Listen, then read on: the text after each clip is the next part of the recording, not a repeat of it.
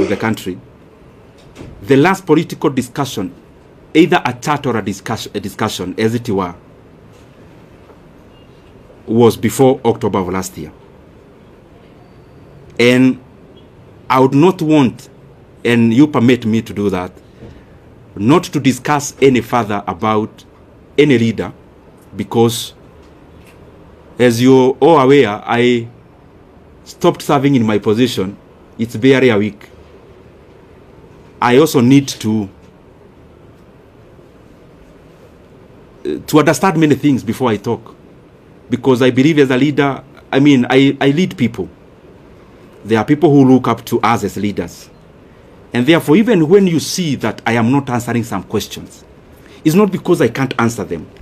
I believe you have covered me previously, and you know for sure that, respectively, in this world I only fear God. So whatever I need to say, I have no reservation of saying. But also, we are given wisdom to say when to say, how to say it. And I believe we are here in Kenya. We'll keep interacting. If there is more to be said, if there is more to be clarified, we are allowed. Ronnie,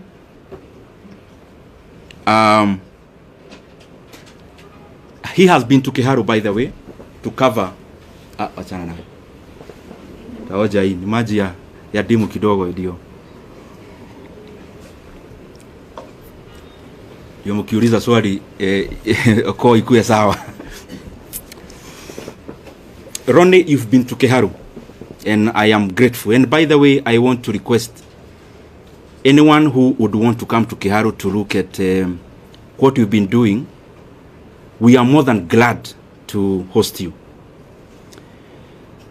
We don't do these things, especially of hosting people, because we want to blow our own trumpet. We do these things because I am convinced that if leaders started competing on the basis of what they are doing, the country would become better wholesomely. If our competition as leaders is deliverables, and we compete about who is doing what in terms of tangibles and development, is a very good discussion that you'd have as MPs, for example, because we hold CDF, and that is the reason why we would be glad even to host you. We have hosted, I think, 4 delegations of my colleagues in Karu on benchmarking exercises. We actually don't call them benchmarking. We call them peer-to-peer learning, because I also learn from them. I am not a non-knowing. And I also learn from my colleagues a great deal. And in terms of, like the video you see around, me wearing some goldish shirt, I'm sure you have seen it. That was on 4th of January last year. It is not a recent, it's not a recent video. And we have been doing those things primarily because I think at some point I was not doing the right thing, and at some point I learned. And therefore I feel that if I share my experiences with anyone, and I also learn from them, the management of public resources becomes better.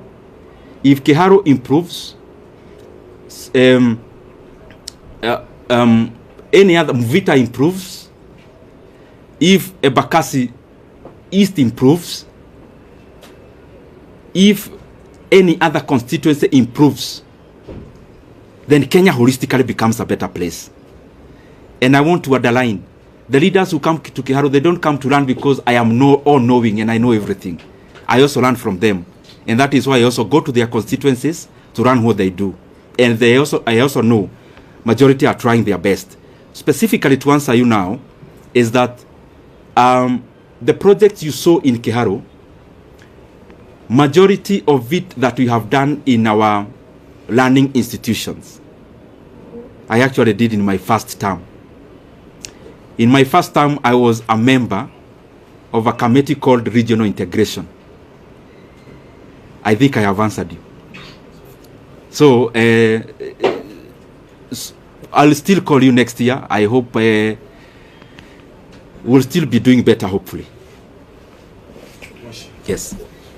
Majibu Kisao from K24. Kuna swali mwenzangu alikuwa ameuliza kwa kifupi tu kuhusiana na wale wabunge ambao walikuwa wanakujeli kwa labda kujilibikizia pesa kuwatumikia wakazi wa Karu. Labda utawaambia nini? Tena niuliza niliouliza, alafu waibie siri kwa sababu si mara moja si mara mbili umeteuliwa kama mbunge bora. Okay. Yes, my brother. Mheshimiwa, I know you are doing campaign during 2022 and you have given Kenya a lot of promise. For now, Your name again? Aden Ibrahim from KBC.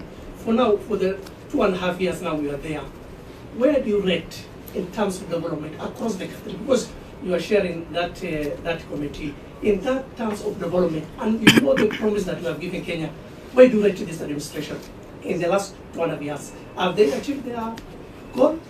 Have they achieved their promise in the last 2 years? Okay. Where do you rate? Okay. Let me answer those two.